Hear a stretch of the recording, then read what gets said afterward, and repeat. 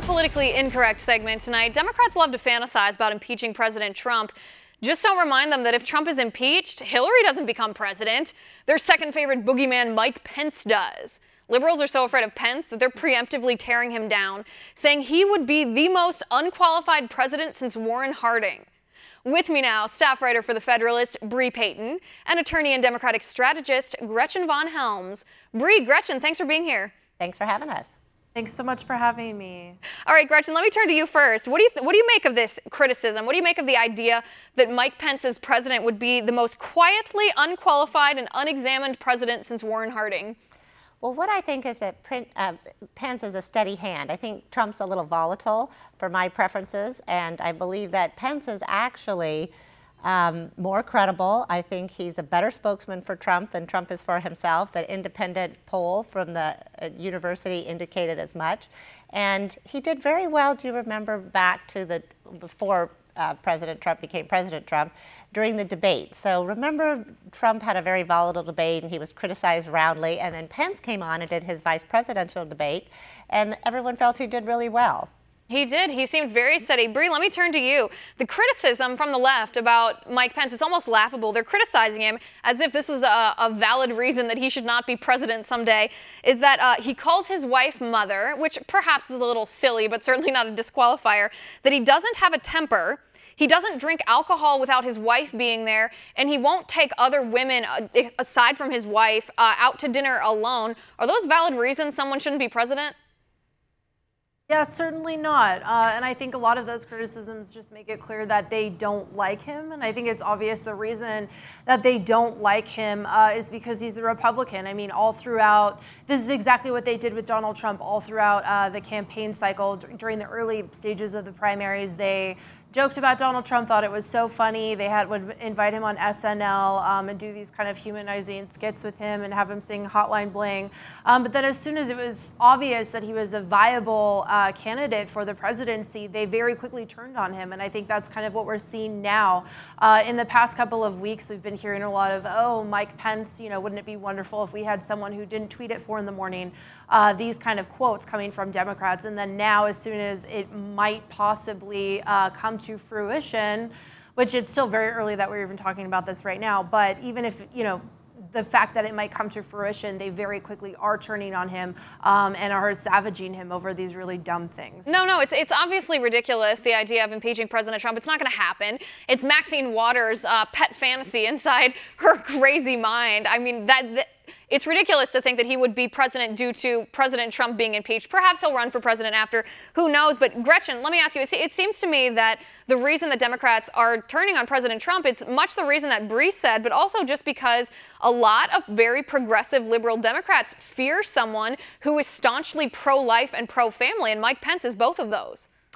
I agree. I think that the left doesn't like Pence because they believe he's inherently more dangerous to their ideology than someone like Trump, because Trump's kind of scattered, he's kind of all over the place, and his presidency has generated a great deal of controversy.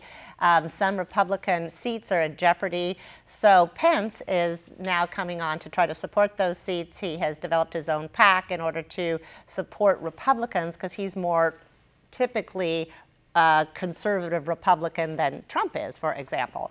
And so clearly the left and the Democrats are going to be now looking at Pence thinking, if not so much if he's going to be president or not due to an impeachment, but how is his power as vice president going to look if he's out there campaigning, and how does that look for 2020? Right, because he is quietly unassuming in a certain way. He's very staunch in his principles, but he's not loud. He's not gregarious like President Trump is. Bree, address this for me. The Religious Freedom Restoration Act, I mean, that's the primary ammunition that liberals hurl at Mike Pence. When he was governor of Indiana, he signed this into law, and they said, liberals and progressives said this was anti-gay. It was the worst discrimination. It took us back centuries. Are those accusations accurate? Yeah, no, they're totally not accurate. What this law did initially was it would protect religious leaders from having to officiate gay marriages. And he ended up ultimately squishing and compromising on this issue before he became vice president. So I don't think that well, the liberals problem here necessarily have that much to worry about. The problem here is not so much that, although it is a problem from the Democratic perspective, but really it's his statement about trying to say that being gay is some sort of disease that you should be changed back into being heterosexual. And so I think that's what a lot of gay people take umbrage with, is this desire of him to kind of make them okay. And they believe, rightfully so, that they're okay as is.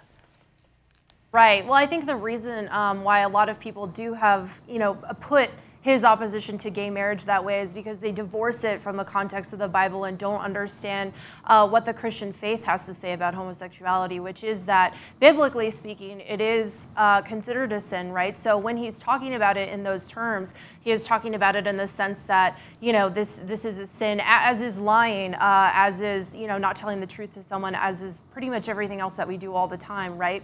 So I think, when we do divorce what he has to say about these issues from what the Bible says about it, it does sound, it could, sound alarming or in a different way, but I think, we have to keep in mind where he's coming from and what his convictions are.